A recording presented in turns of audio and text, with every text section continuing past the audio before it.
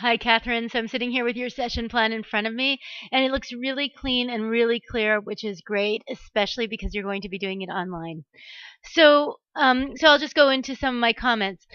To begin, I would just say that whenever you're calling a session in which you're focusing on clarification and not transformation, you just want to set the expectations very clearly up front so that people don't think that you've fallen short for not having solved the problem. So you just want to make clear up front, this is a complex problem with multifaceted. So we're going to delve into the reasons for this occurring and then this would be followed up by seeking solutions as a next step. So just setting expectations so people know what to expect. I thought, as I said, your focus statement is very focused and clear. I thought your prep was excellent in terms of what you were sending out.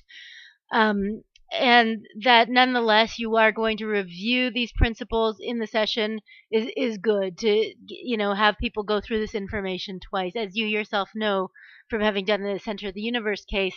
You can't just read it once and really get how to do it. It takes some grappling with. So I'm very, very curious about MindJet. I don't know that program, and I trust that you have mastery of facilitating online, and that you're very experienced at it, as you've mentioned. So I'll be very eager to see how MindJet works for the web. Um, I thought your idea of having a parking lot just shows that you've thought this through to a high degree of detail, which is great. So that you already have everything set up for them. They know where to put different ideas as they come to it. And yes, when you're doing clarification, having a parking lot's a great idea. In terms of the consent forms, you can actually just if they email back, you could send them the consent form, and if they email it back to you, that signifies that counts as consent. That's all you need to do. It's actually quite easy to do it electronically. So,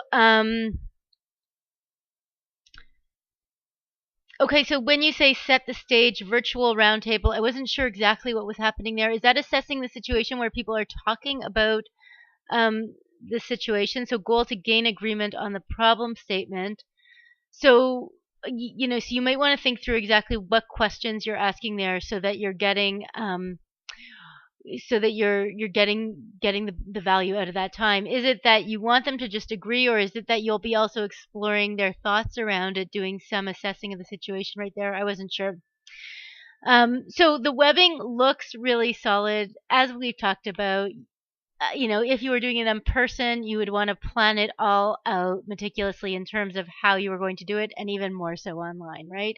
So I trust that that's something you're going ahead with. But it did seem very sort of well organized and thoroughly thought out.